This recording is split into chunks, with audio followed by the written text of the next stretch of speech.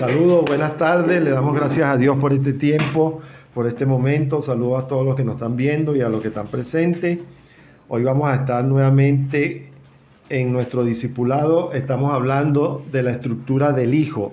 Acuérdense que la estructura del Hijo está incluida dentro de la estructura de Dios. Y entonces hoy vamos a hablar de Jesucristo el Hijo.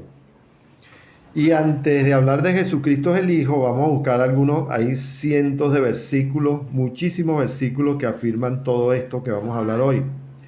Pero hay unos versículos que son muy clave. Y uno de esos es Hebreos capítulo 6, versos 13 al 20.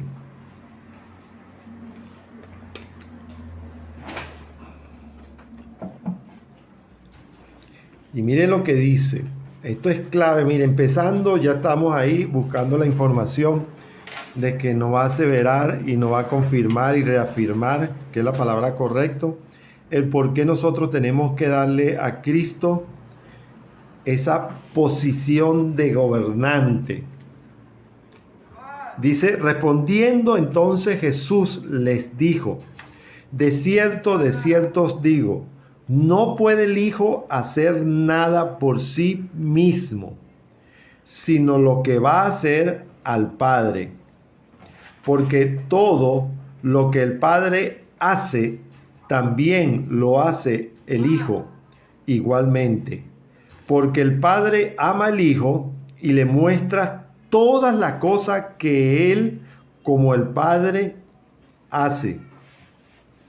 Porque como el Padre levanta a los muertos y les da vida, así también el Hijo a los que quiere da vida. Perdón, eso está en Juan 5, 19, 21.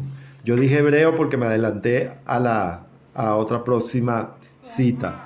Pero es Juan 5, 19, 21. De todas maneras, en la edición va a aparecer esa identificación. Nosotros estamos viendo entre la estructura del Hijo el comportamiento de cómo Dios hace un paréntesis para que Jesucristo tenga la posición que debe tener en medio nuestro. Una cosa es la relación del Padre con Cristo y otra cosa es la relación de nosotros con el Hijo. El Padre deja claro, y lo vimos la semana pasada, que su posición no era negociable. Él le dice a Juan, este es mi Hijo amado en el cual tengo complacencia. ¿Qué le estaba diciendo él a Juan en ese momento? Le estaba diciendo, acuérdate Juan, que el que tú vas a bautizar no es cualquier persona, no es un profeta, no es un cristiano más, no, este es mi Hijo que por cierto es muy amado. ¿Ve? Entonces, cuando nosotros vemos esa información, que ustedes se acuerdan que dice que vino del cielo, que se abrieron los cielos y se escuchó la voz, entonces, ¿qué es lo que estaba haciendo Dios? Estaba presentando a su Hijo como Él lo ve. Y así como Él lo ve, ya Dios estaba predeterminando cuál es la posición del Hijo en la tierra. Y ese es algo que nosotros tenemos que tener claro. Por eso el Hijo, a través de Juan, cuando estamos leyendo ya es Juan el apóstol el que está escribiendo aquí, no Juan el Bautista, está diciendo en una enseñanza de discipulado que está haciendo Jesús les dijo, de cierto os digo, no puede el Hijo hacer nada por sí mismo, sino lo que ve hacer del Padre. O sea, que él estaba diciendo, él a los discípulos, yo vine a hacer cosas aquí, pero vine encomendado de mi Padre. Por ahí he venido escuchando algunas posiciones acerca del Hijo, que es importante que nosotros las tengamos claro. O sea, Cristo vino inicialmente ¿a qué? Juan 3:16 siempre nos dice esto muy claro. Cristo vino ¿a qué? Porque de tal manera amó Dios al mundo que envió. Entonces, ¿qué es Cristo? Es un enviado del Padre. Ahora, lo que está enviando Dios no es cualquier, es su Hijo amado en el cual Él tiene complacencia. Entonces, La función del Hijo era inicialmente ¿de qué? De obediencia pura. Eso es importante. O sea, Cristo obedece a su Padre, se presenta en el mundo como la única forma de habilitar de nuevo el acceso al Padre. No había otra forma en que nosotros pudiéramos tener otro acceso al Padre sino a través de la figura de Cristo. Este es mi Hijo enviado. Entonces lo primero que Él hace es reconciliar a Dios con el hombre. Esto es importante. La figura de Cristo viene a reconciliar. Entonces el acto que Él hace de sacrificio a través de Juan 3:16, entonces apertura y reconcilia a Dios con el hombre, o mejor dicho, al hombre con Dios. Entonces cuando el hombre dice nuevamente, puedo tener acceso a Dios y a todos sus beneficios. Entonces, cuando usted le preguntan qué significa la gracia es tener acceso a Dios y todos sus beneficios a través de ¿qué? De Jesucristo. Entonces, es importante que nosotros tengamos esta postura acerca del Hijo. ¿Por qué es importante? Porque si no, nosotros no lo vamos a introducir en nuestra vida con la posición correcta de la cual tenemos que tener de Cristo. Muchos de nosotros, lamentablemente, a través de las escuelas, de nuestras iglesias cristianas, a través de todo el sistema educativo que se le ha venido enseñando, nos ha enseñado de que Cristo es el gran proyecto de salvación del Padre. Y si usted me pregunta a mí, eso no tiene nada de malo. Es así. Cristo es un proyecto de salvación único y exclusivo. Es más, es el acceso, como veníamos diciendo. Pero resulta que Cristo es mucho más que eso, que esa es la parte donde lamentablemente nosotros como iglesia no le damos fuerza. La pregunta que nosotros tenemos que hacernos después que recibimos a Cristo como nuestro Salvador, ¿qué más vamos a hacer con Cristo? Y ahí donde hay una pérdida, un espacio donde no se nos dice totalmente qué vamos a hacer con Cristo, sino que pueden pasar años y años y nosotros no le damos a Cristo la posición que Él debe de tener, que la posición que debe tener Cristo es un Cristo gobernante en nuestra vida. Y entonces ahí es donde usted tiene una relación con Cristo muy diferente a la que venía a haber tenido o la que hemos venido teniendo de tiempo en tiempo. Ahí yo voy a tomar un escrito de Hebreo, capítulo 6, versos 3 al 20. Ahí sí es el versículo que inicialmente le di, para que nosotros podamos entender cómo la figura de Cristo, ya aún en el antiguo pacto, ya tenía una importancia relevante. No solamente la importancia de Cristo es en el nuevo pacto, no, sino que inicialmente en el antiguo pacto ya Cristo tenía una figura clave y vital.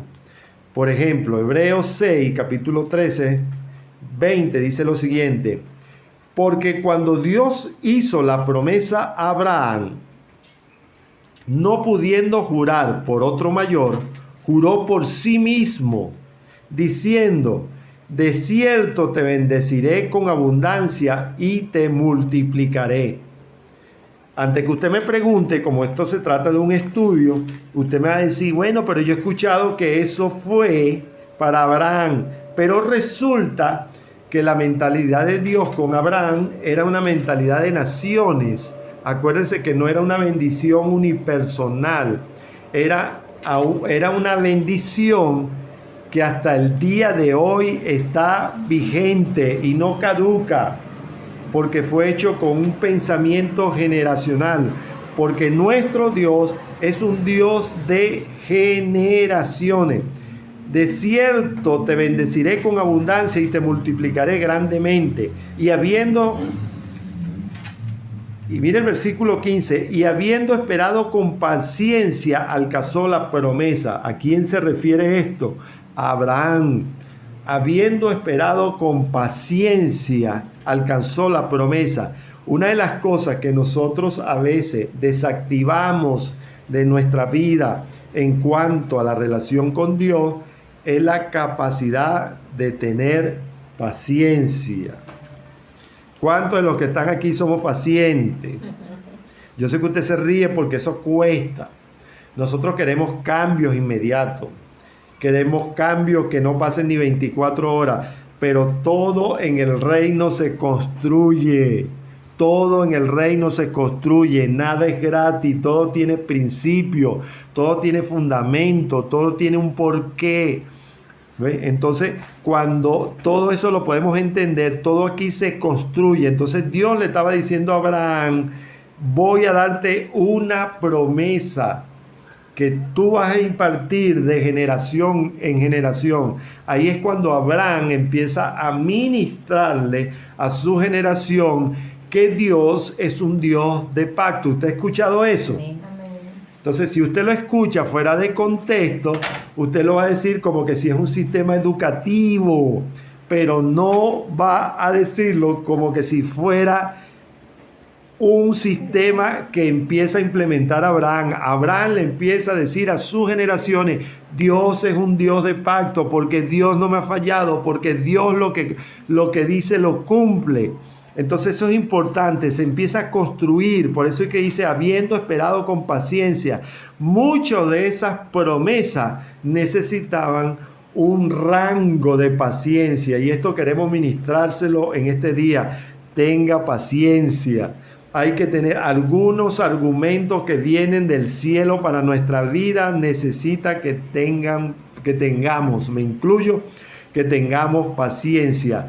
Hay algunas cosas que se van a alcanzar, hay otras cosas que usted la va a vivir, hay otras cosas que la van a vivir sus hijos, y hay otras cosas que la van a vivir los hijos de sus hijos. Entonces, ¿se acuerda que la semana pasada hablamos de cómo la estructura de Cristo está formada a través de 17 versículos de hombres y mujeres que tuvieron ¿qué?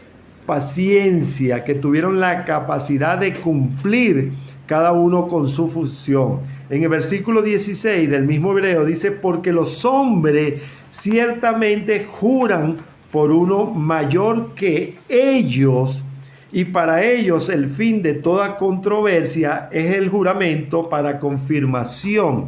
¿Sabe? En esta posición que está hablando el libro de Hebreo, y cuando habla de los hombres, era porque era una costumbre de que cada vez que un Abraham, un Jacob o un Isaac, y de ahí en adelante también se ve reflejado en David, también se ve reflejado en todas esas generaciones que estuvieron antes del nacimiento de José, una de las cosas que estos hombres aprendieron como una norma es que lo que ellos prometían se cumplía. Algo que nosotros tenemos que rescatar.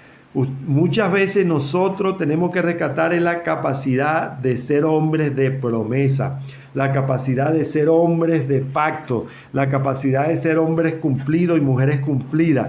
Necesitamos, hermano, para poder entender esto y para tener paciencia de que muchas de las cosas que nosotros vamos a emprender, necesitamos contar con ¿qué? Con gente que tenga palabra. Que cuando le diga cuente conmigo o cuente con nosotros, es porque realmente se cuenta con usted o se cuenta conmigo. Esto es importante, algo que lamentablemente ha venido cambiando de estructura en estructura. Entonces, esto tenemos que recuperarlo para que nuestras próximas generaciones sean inmutables. El versículo 17 dice, por lo cual queriendo Dios mostrar más abundantemente a los herederos de la promesa la inmutabilidad de su consejo, de su pacto, de lo que él prometió, entonces interpuso un juramento. Esto es impresionante. Mire, la intención de Dios, ¿cuál era? Que Abraham tuviera totalmente seguro que lo que iba a mostrar era tan abundante que él iba a hacer que eso se cumpliera sí o sí. Lo único que le pedía a Abraham es que tuviera paciencia. ¿Ve? Entonces, para que por dos cosas, esto es clave, hermano, el versículo 18, para que por dos cosas inmutables, en las cuales es imposible que Dios mienta. ¿Se acuerda cuando hablamos de esos temas? Es imposible que Dios mienta. Él no puede negarse a sí mismo.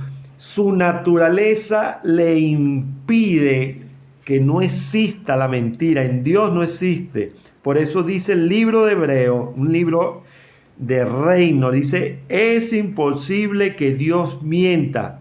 Tengamos un fortísimo consuelo, lo que hemos acudido para asirnos de la esperanza puesta delante de nosotros. Hermano, esto es monumental, esto es un sistema radiante de educación que nos está diciendo el libro de Hebreos. Hermano, tengamos paz, porque lo que Dios ha prometido, eso va a cumplirse. Lo único que Dios nos pide en esta hora es tengamos paciencia. Ay, Dios mío, danos paciencia, Señor. Yo sé que vendrán mejores días, vendrán mejores tiempos, pero para eso necesitamos tener paciencia. ¿Qué hace la paciencia? Hace que tu esperanza, que mi esperanza se mantenga vigente, se mantenga viva, se mantenga fuerte. Versículo 19 dice rápidamente, con la cual tenemos que segura y firme ancla del alma y que penetra hasta dentro del velo, donde Jesús entró por nosotros como precursor. Esto lo puse yo en negro, hermano.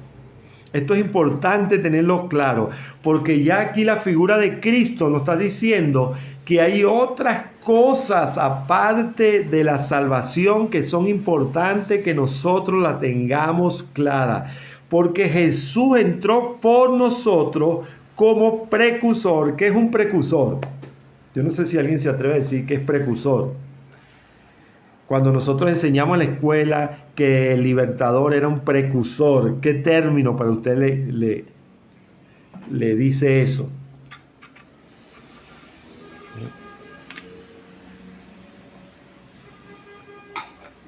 El que dirige. Un precursor, El que continúa. el que introduce, el que dirige, el que mantiene, el que sabe a lo que va. ¿Ve? Precursor es el inicio de todo. Hecho sumo sacerdote para siempre, según la orden de Melquisedec. Cuando Cristo gobierna tu mente. Entonces, es importante que nosotros tengamos claro esto. Cristo es mucho más que un Salvador. No porque ser Salvador sea poco. Salvador es algo único. Cristo es el Salvador del mundo. No hay otra forma. Dado a los hombres, no hay otra forma de accesar a un plan de salvación si nosotros no usamos a Cristo, el sacrificio de Cristo. Pero Cristo vino también a otras cosas. Diga conmigo, Cristo vino a libertarme. Vino a libertar. Ahora la pregunta es, si te libertó del pecado, ¿a qué más vino? Porque usted puede decir, pastor, pero ya yo soy salvo, ya yo soy salva, ya yo estoy listo. Entonces viene Cristo y te dice, no, ahora vengo a crear un sistema de libertad sobre ti para que tú puedas entender que reconciliar por excelencia es algo tremendo, pero ahora yo vengo a establecer el orden. Yo recuerdo, y quiero hacer esto público porque hace muchos años lo prediqué, y no lo enseñé correctamente, aunque pensaba que sí. Cuando yo dije que Cristo vino a establecer el orden. Cristo es orden, que es muy diferente. Entonces, su naturaleza está impregnada de orden. ¿Por qué? Porque Cristo es orden. En Él no hay nada en desorden. En Él no hay nada que nosotros podamos señalar. Cristo es inmutable. Cristo, no hay en su figura de Cristo, de Jesucristo, no hay nada que nosotros podamos señalar. Ahí no se quedó nada por fuera. En Él todo está completo y completado. Entonces es importante que nosotros tengamos esto claro. Cristo vino a traer gobierno sobre nuestra vida. Vino a libertar.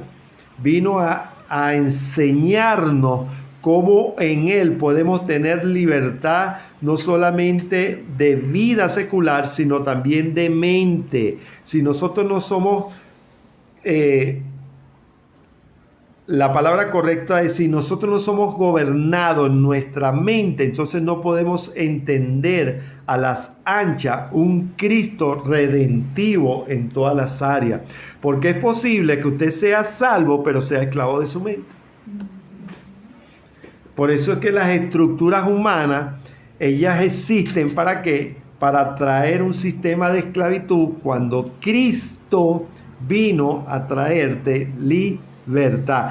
Pero no libertinaje, esto tenemos que hacer un en mayúscula. Cristo vino a traer libertad en cuanto al orden.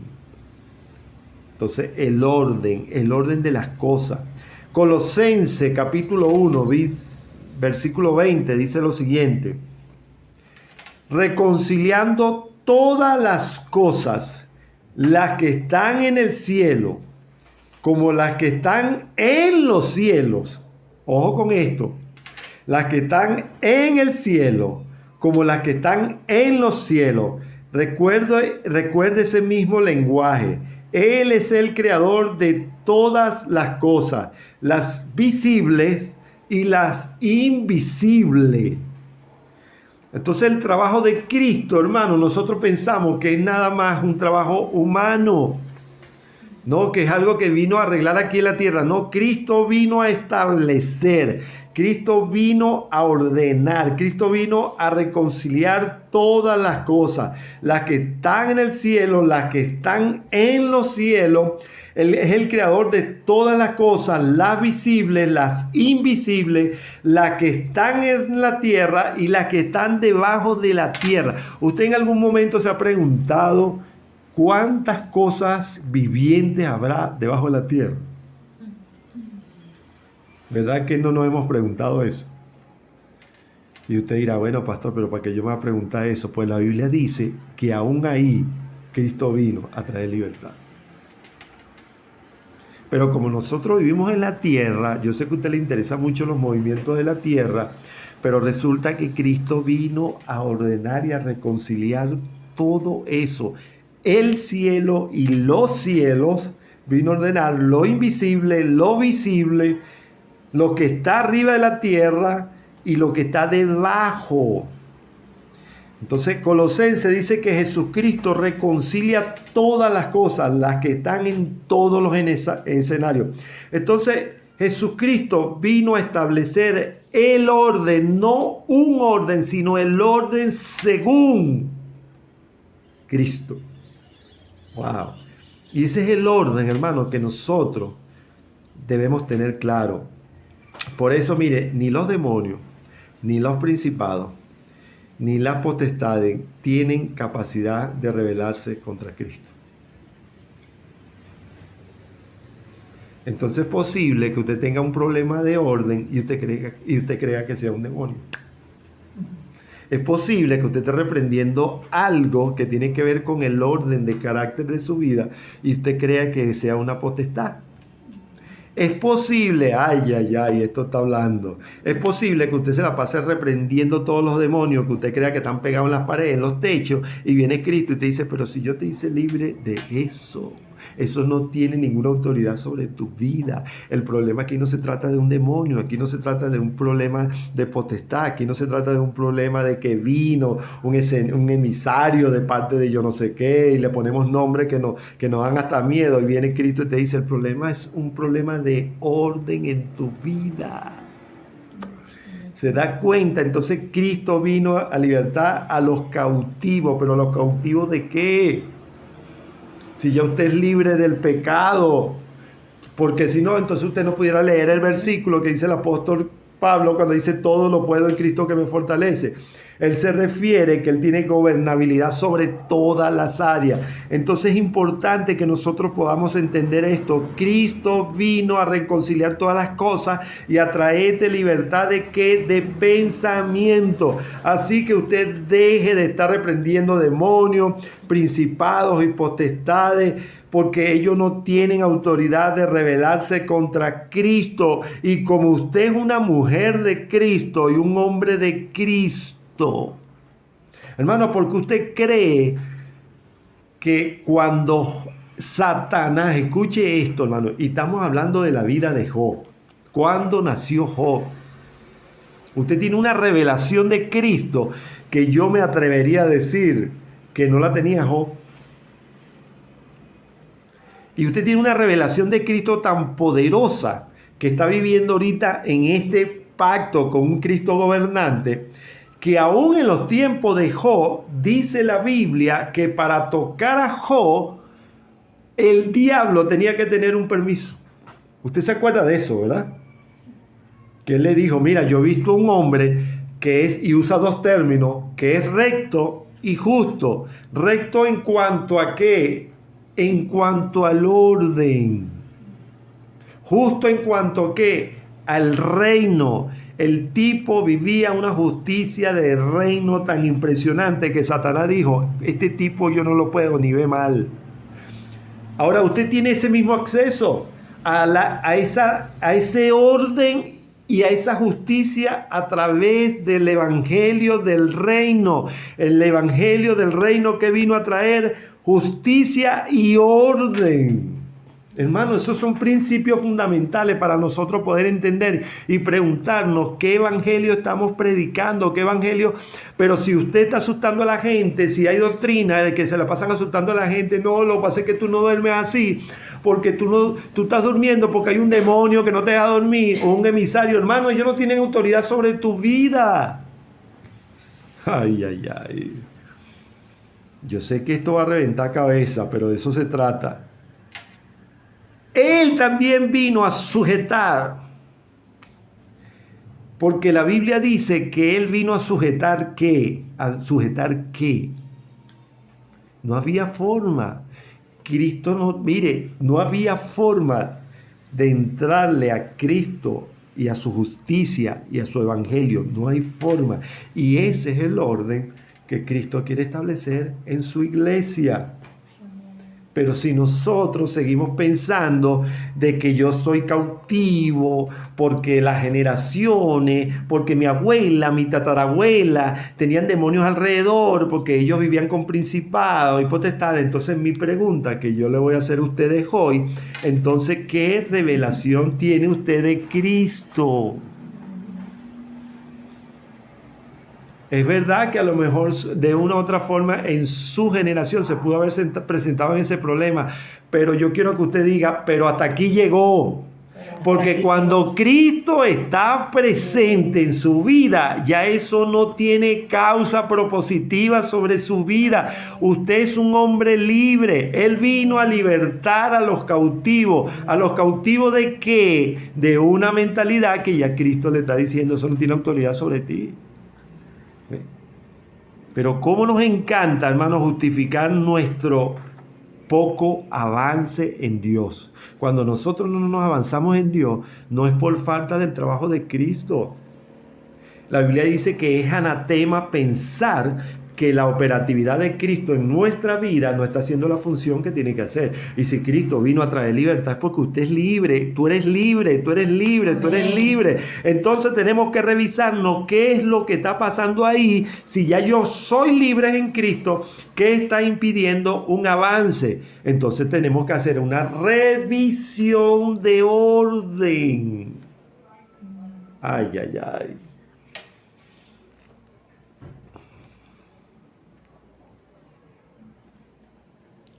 Miren lo primero que hace Jesucristo cuando nos salva es que nos reconcilia a nosotros mismos. O sea, te está diciendo, el hombre sin Dios no puede hacer nada. El hombre sin Cristo no puede hacer nada. El hombre que no reconoce lo que sucedió en la cruz del Calvario es un hombre que siempre vivirá esclavo. Entonces Cristo te salva, pero Cristo te salva ¿para qué? ¿Ve?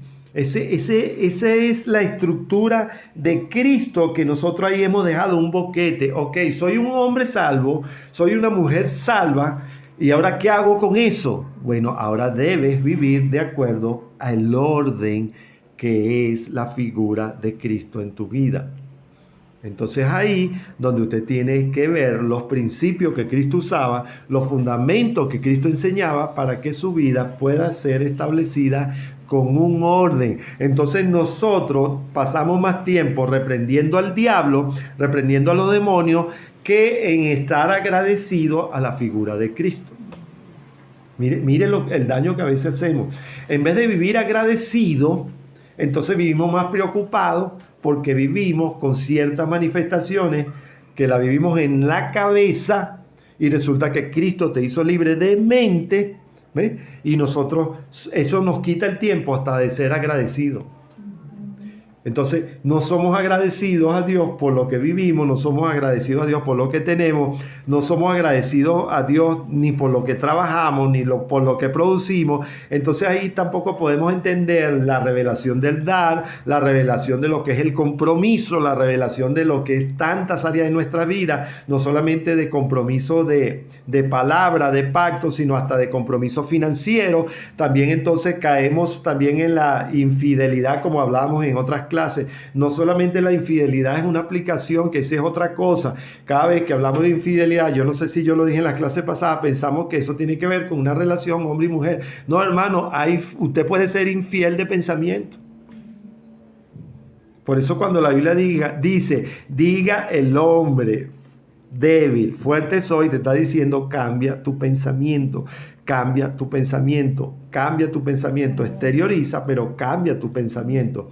Entonces, para una de las cosas más bellas que nosotros tenemos que saber de Jesucristo y de su vida, que su vida humana sobre la tierra fue una vida llena ¿de qué? De principios y fundamentos. Por eso Cristo, hermano, Cristo después que Él libertó a la gente, ahora le estaba dando principios y fundamentos, le estaba diciendo a los apóstoles, enseñen esto, tendrán mejores familias, tendrán mejores naciones, serán mejores hijos, serán mejores esposas. ¿Por qué? Porque están estableciendo el orden de Jesucristo en la vida de un ser humano. Esto es hermoso. Cuando Cristo entra a tu vida, Él comienza a establecer orden en tu vida y comienza a establecer tu mente. Si Cristo, tú no eres... Mire, hermano, esto es tan impresionante que sin la figura de Cristo, nosotros somos vulnerables en cuanto a nuestra mente. Por eso es que la mente del hombre que tiene una revelación de Cristo no está vulnerable a las cosas, porque usted puede tener la capacidad de rechazar lo que no es de Cristo. Ay, pastor, pero que yo tengo... Por eso es que yo vengo hablando sobre el término debilidad. Ese es un término que nosotros tenemos que revisar en nuestra enseñanza educativa, en nuestra iglesia. Nosotros no podemos asignarle debilidad a las cosas por las cuales Cristo puso gobernabilidad. Entonces, si nosotros tenemos gobierno sobre esa área, no podemos hablar de que caímos en una debilidad. No, tú lo que hiciste fue que usaste la permisología que tú también puedes usar para que eso penetrara en tu vida, porque la verdad es que tú podías cerrar esa circunstancia para que eso no tuviera gobernabilidad sobre tu vida. Por eso es que cuando usted ve que David cae en el pecado que cayó, por cierto, estoy hablando de un hombre como David que tenía claro las enseñanzas y tenía impregnadas las enseñanzas de Dios en su vida. David sabía que lo que él había permitido que se incrustara en su vida como un pecado, que fue aquel famoso pecado desde la terraza, entonces él sabía que automáticamente ese pecado tenía consecuencias. ¿Sí? Entonces nosotros a veces creemos que somos libres de lo que autorizamos con el pensamiento. No, no, Señor. En la justicia de Dios dice que todo lo que tú permitas que suceda, en el cual tú tienes responsabilidad, entonces eso traerá consecuencias. Entonces usted puede ayunar.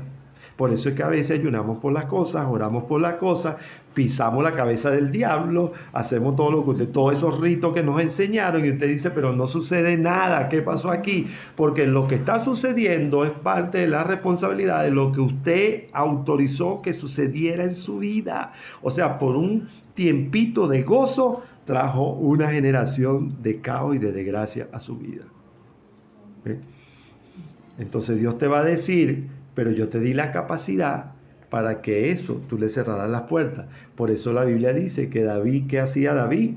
David dice que oró, que ayunó, que se apartó. También dice que entró en Sicilia, o sea que se echaba.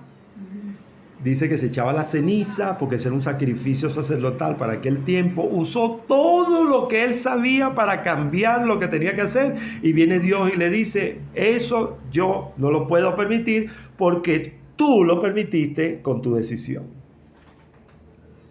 Entonces nacerá Salomón, pero este no va a nacer. Mejor dicho, este va a nacer, pero no va a vivir, porque ese fue el decreto de Dios sobre la vida de ese bebé. Siempre algunos estudiadores de esos que les encanta pensar, han llegado a escribir quién hubiera sido ese hijo si hubiera nacido de una decisión sana. Imagínese usted. Eso será un misterio. Esa figura de hijo, porque la Biblia dice que nació, pero después murió. Esa es otra cosa. David lo vio con vida, pero dice que a los días, creo que dice a los 7 días, la figura del hijo de ese bebé murió. Entonces, hermano, es tremendo. Hay cosas que tú vas a vivir por falta de gobierno en tu pensamiento, aunque seas una mujer o un hombre cristiano. Entonces ya no podemos preguntarnos por qué no sucede esto, por qué me pasó a mí, porque de tu propia concupiscencia, dice el apóstol más adelante. La traducción de concupiscencia es de tu propio deseo, de tu propio pensamiento, eso sucedió. Entonces, como sucedió de tu propio deseo y de tu pensamiento, entonces eso está originando lo que está originando. ¿Sí? Impresionante esto. Ya vamos a terminar, por lo menos la clase de hoy, que no quiero dejarla sin el aire. Entonces, Cristo te hizo libre ¿de qué? Del pecado. Te hizo libre de los demonios. Diga conmigo, me hizo libre de todo eso. De todo eso. Entonces, hermano, eso de que pastor, de que me está montando un trabajo, de que tengo un vecino, de que por ahí tengo una vecina que me ve feo y supe que... Hermano, ¿usted por qué vive preocupado en eso? Eso ni siquiera lo mezcla en una oración. Que si huelo aceite quemado, que si huelo tabaco, y viene la Biblia y te dice que yo te hice libre de todo eso. No hay forma de que te toquen. Entonces te la pasa más ocupado en reprender todo eso, como decimos, que en mantener esa relación con Dios intacta. ¿Ves? Hermano, hay cosas en la vida que a nosotros también nos van a suceder, no por asunto de pecado, ni tampoco por asunto de decisiones, sino porque están en causa propositiva de lo que Dios en ese momento nos quiere enseñar. Entonces también debemos preocuparnos en nuestra mente qué Dios me quiere mostrar a través de esta experiencia. ¿Qué quiere Dios mostrarme a través de esto que estoy viviendo? Por eso el apóstol Pablo se libera rápidamente de eso y él dice, yo sé vivir. Yo sé vivir, o sea, yo sé vivir los rangos de Dios, lo que entiendo, lo que no entiendo, lo que tienen muchas cosas y lo que no tienen nada, los que están pobres y los que están ricos, cuando me puedo comer un banquete, pero cuando no me puedo comer. Yo sé vivir todo eso porque todo eso que no viene de las decisiones propias de la persona, entonces viene a través de lo que Dios quiere mostrarte. Muchas de esas cosas son experiencias que van a sumar a tu vida para que tú la puedas enseñar. Muchas de esas son experiencias que debes aplicar ahora mismo, otras van a ser que tú vas a aplicar de generación en generación, o muchas de esas son de experiencias que te van a ayudar a cortar definitivamente lo que tú pensaban que eran ataduras generacionalmente. ¿Ve? Porque el hombre de Dios, hermano, debe preocuparse por otras cosas. ¿Y cuáles son esas cosas que usted debe preocuparse? Las terribles decisiones que nosotros tomamos. Eso, por favor, póngalo ahí en negro. Las terribles decisiones que nosotros tomamos. Porque todo lo que el hombre sembrare, eso también cosechará. Hermano, yo sé que ese versículo nosotros nos encanta cuando se trata de finanzas. ¿Sí? Eso nos encanta, hermano. ¡Wow! Todo lo que el hombre sembrara. Entonces usted empieza a construir un imperio, usted empieza a construir una compañía, etcétera, y usted vive feliz. Pero resulta que eso es un código de elemento de vida. Es tanto ese código que eso va impregnado en todo nuestro sistema de vida. Entonces todo lo que tú siembres se va a cosechar. O sea, todo lo que tú en tu mente, todo eso que tú tomaste decisión, toda decisión humanamente tiene una consecuencia. El que ahorra, tiene. Y el que no ahorra, no tiene. ¿Verdad? Entonces, hermano, esto no se trata de magia, esto se trata de fundamento. Entonces la Biblia lo que te está diciendo, señores, esto no falla. Todo lo que tú siembres va a cosechar. Entonces, si tú tomas mala decisión, ¿qué crees tú que vas a cosechar? Diga conmigo, malas decisiones. Si usted toma buenas decisiones, va a cosechar buenas decisiones. Entonces Cristo te está diciendo, eso no le eche responsabilidad a nada espiritual. A nada espiritual. Es como aquel que se hace una comelona y comió pizza y comió hamburguesa y empanadas y arepa y se toma 3 refrescos y después, oye, el Señor reprenda al diablo, no pude dormir en la noche y al día siguiente ese malestar estomacal y me pasé todo el día. Pero ¿qué tiene que ver Satanás? ¿Qué tiene que ver los demonios, hermano? Te hartaste de comida, fuiste irresponsable con tu aparato digestivo y entonces... Ahí nada de eso tuvo que ver el Satanás ni demonio, ni tampoco tuvo que ver que si hiciste lo otro, ahí sencillamente fue una irresponsabilidad. Entonces, esto es clave para nosotros poder entender el reino. El reino nos va a dar fundamentos, nos va a dar principios, nos va a dar y va a establecer un orden. Pero hermano, cuando usted camine por ese reino, usted va a tener que ser responsable con las decisiones que tomemos. ¿Ves? Listo. Entonces, hoy queremos terminar hasta aquí. Después viene la responsabilidad de cómo Cristo también te va a hacer ver que tú eres responsable de las decisiones que tomemos. ¿Ves? Porque nosotros somos ya libres. Cristo entra a un gobierno, Cristo entra a una ciudad, Cristo entra en un vecindario, Cristo entra en la área social, Cristo entra en la institución humana, Cristo entra a través de los individuos, a través de la familia. ¿Cómo Cristo entra? A través de la presencia del evangelio del reino. Hermanos, si la gente, mire, y quiero terminar con esto para dejar un tremendo cuento. ¿Cuál es el enorme error que nosotros hacemos como iglesia de Cristo? Que vivimos predicando un evangelio, la gente acepta a Cristo, la gente tiene interés de saber más, y entonces nosotros no le damos fundamentos y principios, y muchos de esos son fundamentos que son clave en la parte de la vida social, familiar, etcétera. Entonces ahí no nos enfocamos, sino buscamos de tener gente, volumen de gente, porque la gente creyó.